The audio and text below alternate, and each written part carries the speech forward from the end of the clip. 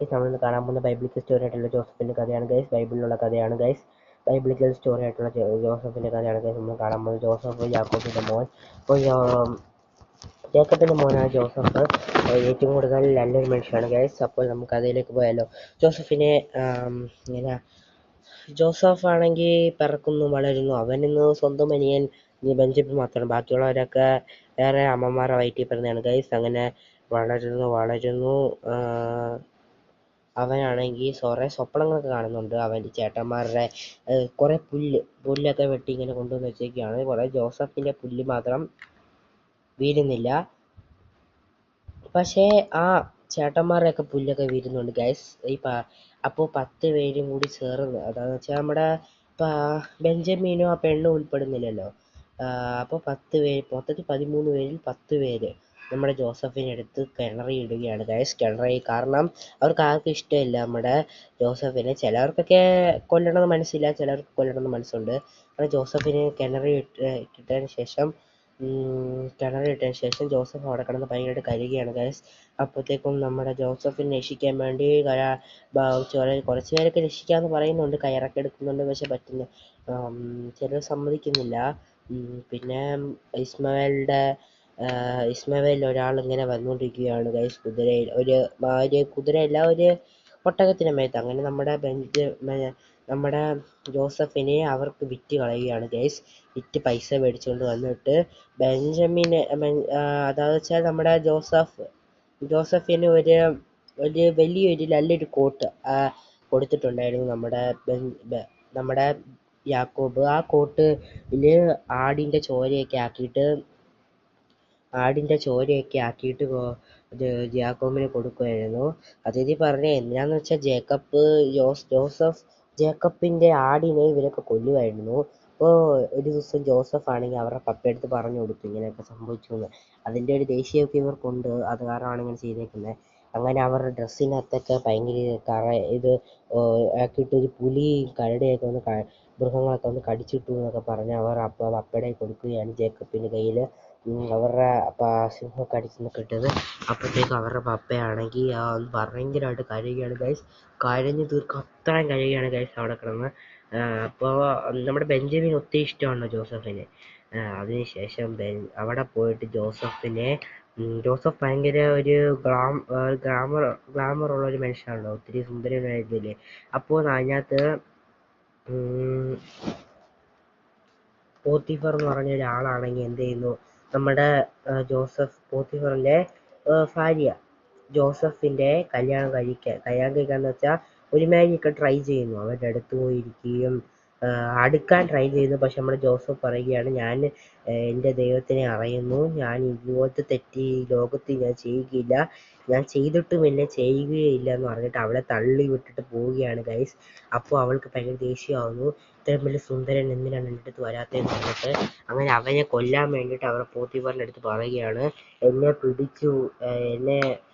പിടിച്ചു എന്നൊക്കെ അവൾ കള്ളം പറഞ്ഞു കൊടുക്കുകയാണ്. അപ്പോൾ പോത്തിഫറാണ് വന്നിട്ട് നമ്മുടെ ജോസഫിനെ കെട്ടിയിട്ട് ചോദിക്കുകയാണ് ഗൈസ്. അപ്പോൾ പോത്തിഫറിന് നമ്മുടെ ജോസഫിനെ ഒത്തിരി ഇഷ്ടമാണ് ഗൈസ്. ജോസഫിനെ ഒത്തിരി ഇഷ്ടമാണ്. അവന് നല്ലവണ്ണം ഒരു വേലക്കാരനായിട്ട് തന്നെ കണ്ടത്. ഒരു വലിയ അവൻ്റെ ഒരു മോനെ പോലെ ഒരു നല്ല ഇതായിട്ടാണ് കണ്ടിരുന്നത് ഗൈസ്. അപ്പോൾ എന്തിനാ എൻ്റെ അടുത്ത് ഇങ്ങനെ ചെയ്തു, എൻ്റെ ആ ഭാര്യയുടെ അടുത്ത് ഇങ്ങനെ ചെയ്തു എന്ന് ചോദിച്ചപ്പോൾ നമ്മുടെ ജോസഫ് ആണെങ്കിൽ ഇങ്ങനെ പറയുന്നു, ഞാനിങ്ങനെ ചെയ്തിട്ടില്ല എന്ന്. അപ്പോൾ തന്നെ നമ്മുടെ പോത്തിഫറിന് ജോസഫിനെ ഒത്തിരി ഇഷ്ടമാണല്ലോ.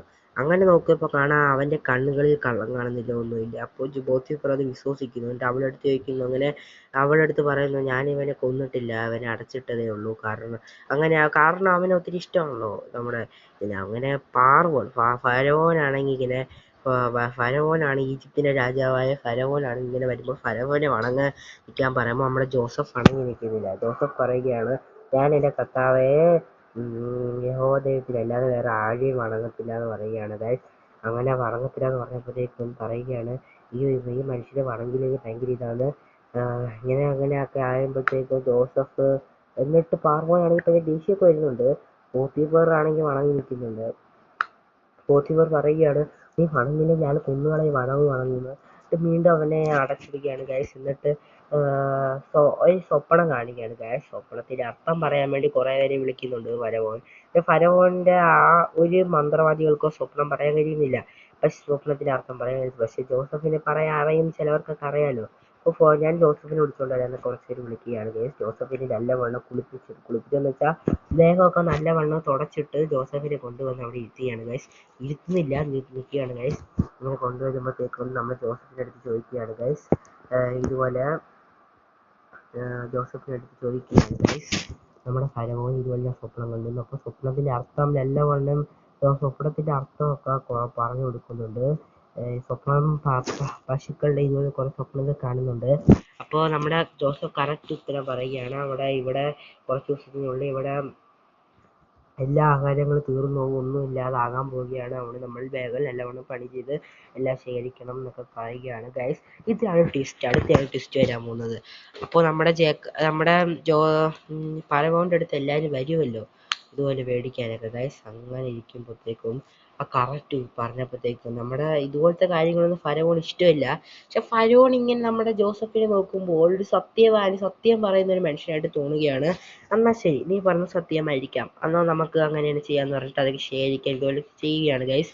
അങ്ങനെ നമ്മുടെ ജോസഫിനെ പറയാണ്, അതേപോലെ തന്നെ പറയുകയാണ്, നീ നല്ല ഉത്തരം എല്ലാ കാര്യങ്ങളും ചെയ്യുന്നുണ്ട്, അതുകൊണ്ട് നിന്നെ എപ്പോഴും ഇവിടുത്തെ പ്രൈം മിനിസ്റ്റർ ആക്കാൻ പോവാണ്.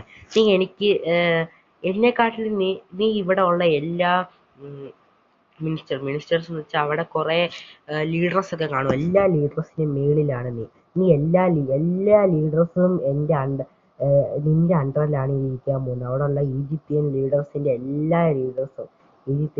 എല്ലാവരും നിന്റെ അണ്ടറിലാണ് ഇരിക്കാൻ പോകുന്നത്. പക്ഷെ നീ എൻ്റെ അണ്ടറിലാണ്, പക്ഷെ മറ്റുള്ള എല്ലാ ലീഡേഴ്സും നിന്റെ അണ്ടറിലാണ്. നീയാണ് ഇവിടുത്തെ പ്രൈം മിനിസ്റ്റർ. ഞാൻ ഇനി തീരുമാനിക്കുന്നത് കണ്ട് നീ ആയിരിക്കും ഈ രാജ്യത്തിനെ പറ്റി എല്ലാം തീരുമാനിക്കുന്നത് പറയും. അങ്ങനെ ഗൈസ് എല്ലാവരും നിന്റെ എല്ലാ BJP ലീഡേഴ്സും എല്ലാ രാജ്യത്തിലുള്ള എല്ലാവരും നിന്റെ അണ്ടറിലാണെന്ന് പറയുകയാണ് ഗൈസ്. അപ്പോൾ നമ്മുടെ ജോസഫിന് സന്തോഷമാവുകയാണ്. ഇപ്പം എല്ലാവരും അവനെ തള്ളിക്കളഞ്ഞപ്പോൾ ജോസഫ് ഇപ്പം വലിയൊരു പ്രൈം മിനിസ്റ്റർ ആയിട്ടിരിക്കുകയാണ് ഗൈസ്. ജോസഫ് ഇനി അവനാണ് അവിടുത്തെ വലിയ പണക്കാരനും അവിടുത്തെ പ്രൈം മിനിസ്റ്റർ. അവൻ എന്ത് വേണമെങ്കിലും ചെയ്യാം. അവൻ ഇപ്പോൾ ഈജിപ്തിയൻ രാജ്യത്തിനെ തന്നെ ഭരിക്കാൻ പോവുകയാണ് ഗൈസ്. ഈജിപ്തിയൻ രാജ്യത്തിനെ ഭരിക്കുമ്പോൾ എങ്ങനെയിരിക്കും ഗൈസ്? നമ്മുടെ ഫറവോൻ പറയുകയാണ്, എല്ലാം ഇനി നിന്റെ അണ്ടറിലാണ്. നീയോ എന്നെ മരുമകനാകാൻ പോവുകയാണ്. എൻ്റെ മോളെ നീ എടുത്തോളുക എന്ന് പറയുകയാണ്. അപ്പോൾ നമ്മുടെ ജോസഫ് ഇപ്പം ആരുടെ മരുമകനാണ്? ഇവിടെ ഫാർവോന്റെ മരുമകനായിട്ടിരിക്കുകയാണ് ഗൈസ്. മരുമകൻ എന്ന് വെച്ചാൽ അവരുടെ മോളുടെ ഭർത്താവായിട്ട്. അപ്പോൾ ഗൈസ് അപ്പോൾ എങ്ങനെയാണ് ഒരു പ്രൈം മിനിസ്റ്ററും ഫറവോന്റെ മരുമോനായിട്ടുള്ള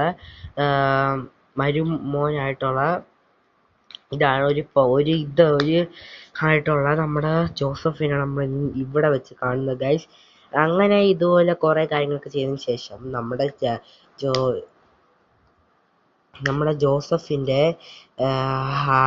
ജോസഫിന്റെ ചേട്ടൻ എല്ലാവരും വരികയാണ്.